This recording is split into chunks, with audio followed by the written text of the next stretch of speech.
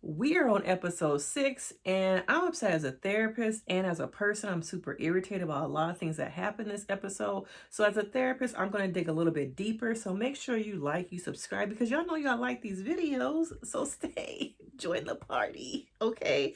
Now, it starts off with this Tamar and Carlos King podcast. And as much as I like Carlos, I used to love him. He with the mess now, okay? He doesn't really try and hide it. I just feel like over the last couple months, I have seen more and more of just like mess. And the whole podcast thing was messy unnecessarily. And they kept talking about this secret that they, held. Was it that she was going to be a friend of the show? I'm like, what was the secret? Did I miss it? Or just everything out there at this point where there's really no secret?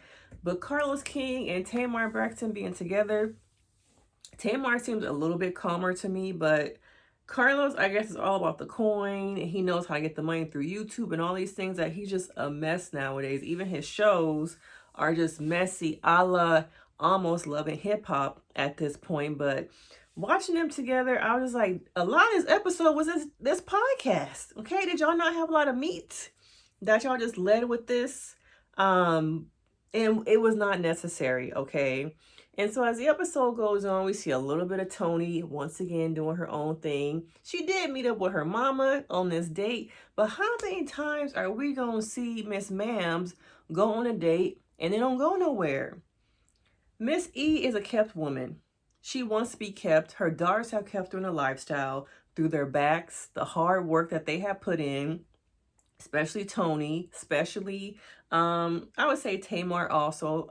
It just feels like they continue to take care of her where she expects a man now to do that. And I know there's a whole rhetoric about men should take care of women, but I feel like after 12 years of watching this show, I have not seen anything about Miss E on her own background. I've seen in other videos, where does she really live? Because we really don't see any of her personal life. She goes on these dates, which I don't even know are real. Okay. And is she really looking for love, or is she looking to be kept? Because I think she has so much of her own trauma, her own still hurt and pain from her divorce, the trauma that she's carrying from that I don't even know if she's capable of loving another man. Okay? Every time we see him come on, she got this screw face. So I really don't think that she's in a place to be dating. Is she really interested? I really think it's all scenes put together. But she has to work through the hurt that she had in utero.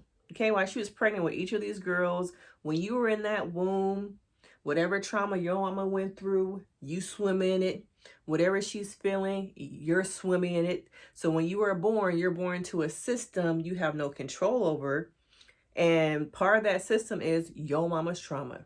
Okay, so you see how each of these different women reflect different parts of her trauma, her narrative, her hurt, her pain.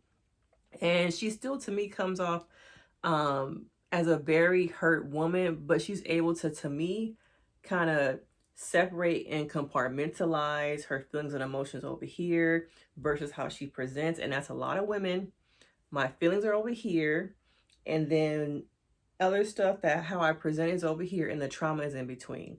And people wonder why it's hard for them once they really start to heal to bring up all that emotion. I have clients who struggle to in session cry, capture the emotions that match what they're saying, and sometimes I'm like, hey, do you realize that you just told me something kind of traumatic, but your affect does not match those emotions? And a lot of people tell me, I didn't even notice. And I'm like, yeah, I'm noticing that you're telling me something very extreme, very serious, but I don't see any like crying emotions. You just move on to the next thing. And I think so many people have gotten used to stuffing, that when they meet a real therapist who wants to really help them work and dig deep, they don't know what to do. Okay. And so it makes it, I don't want to say my job harder, but it makes it so that I have to really take my time to help you reparent yourself, sometimes for mothers like Miss E.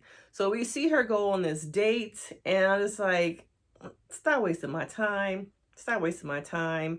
What I really want to get to is the exploitation of Kevin Jr. Okay. And I don't know what you guys' thoughts on this. Let me know below. But watching this episode really hurt me. It really made me mad to watch this young black man continue to be exploited. Now, they did us a solid. We did not see a lot of pictures of Tracy. We didn't see a lot of that. We saw a little bit more of just currently the sisters, of course, all in different places.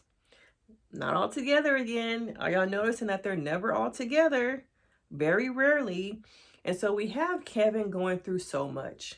And it reminds me so much of the black men that I work with, okay? And how a lot of black men are numb.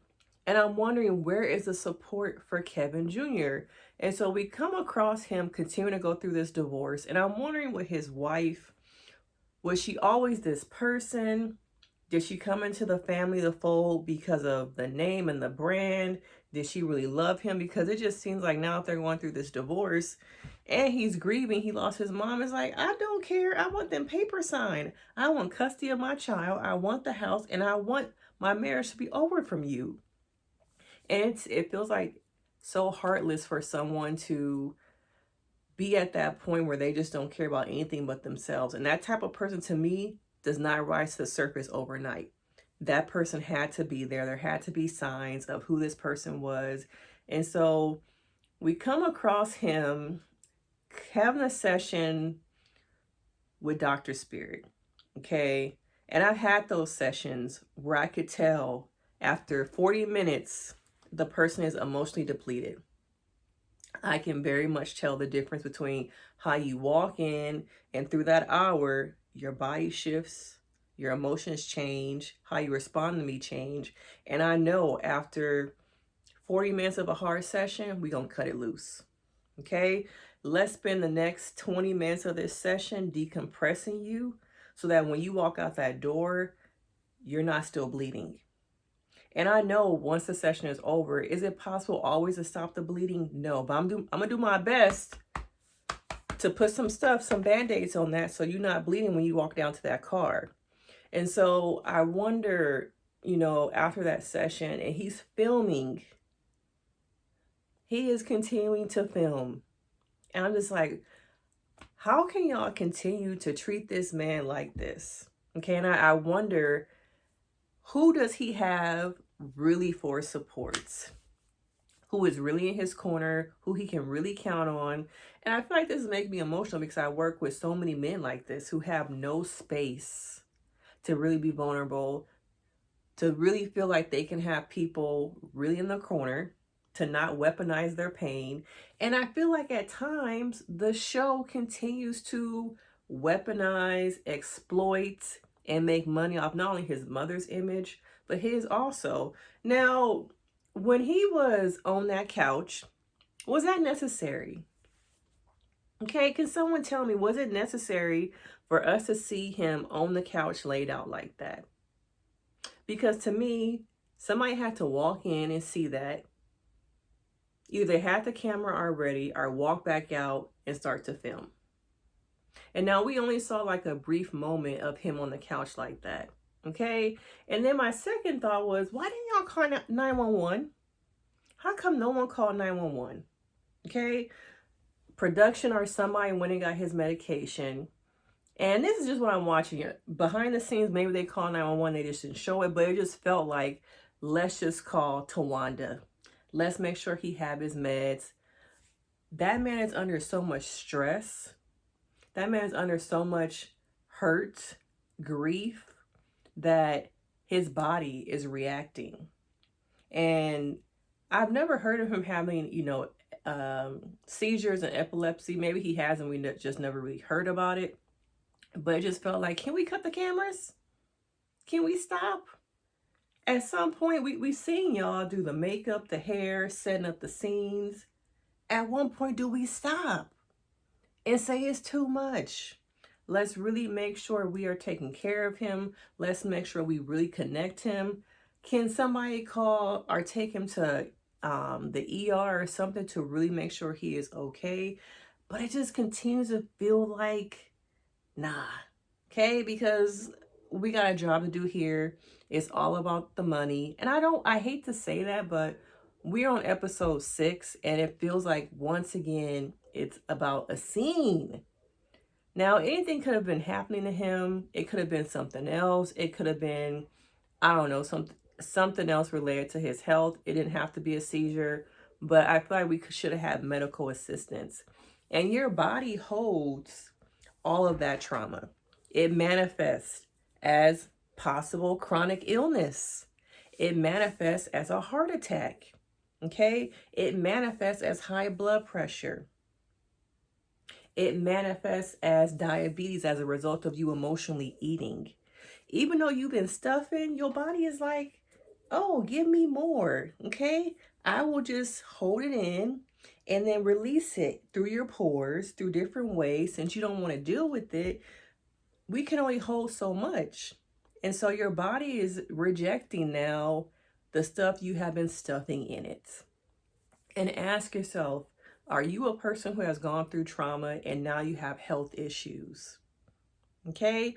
And I tell some people when I'm working with them, do you notice a difference in your body as we are working through the trauma, as we are bringing it up to the surface and releasing it? And some people say, I feel like a lump in my throat. And you know what I say?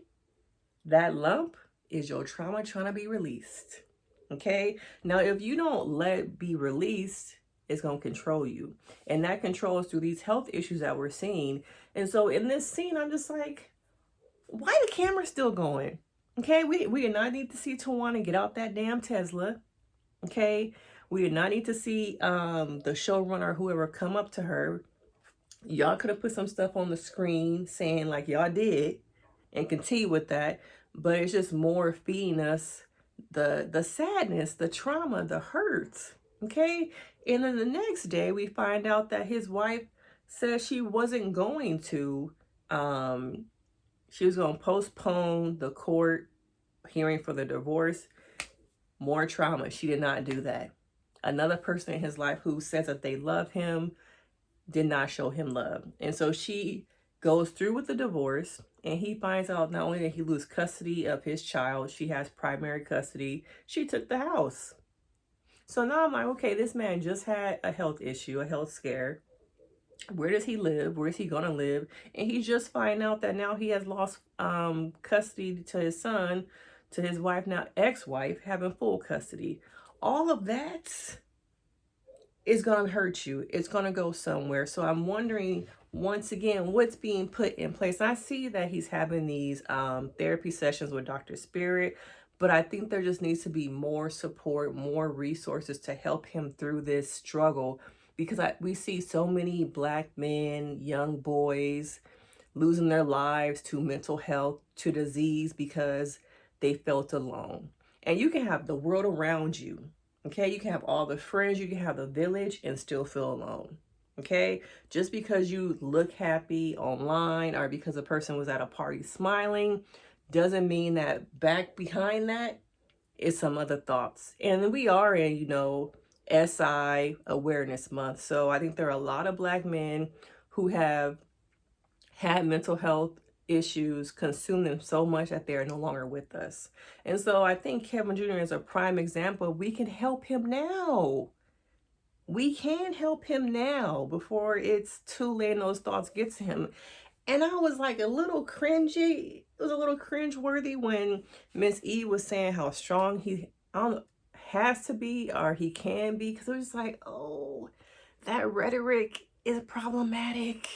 Because it's like, once again, a Black man and or a woman, a Black man has to be strong. And sometimes you ain't got to be strong. And sometimes you ain't got in you to be strong. But the world tells you you're going to be strong. You can do it. And can he overcome it? Yes. But in that moment, I wanted to see a hug.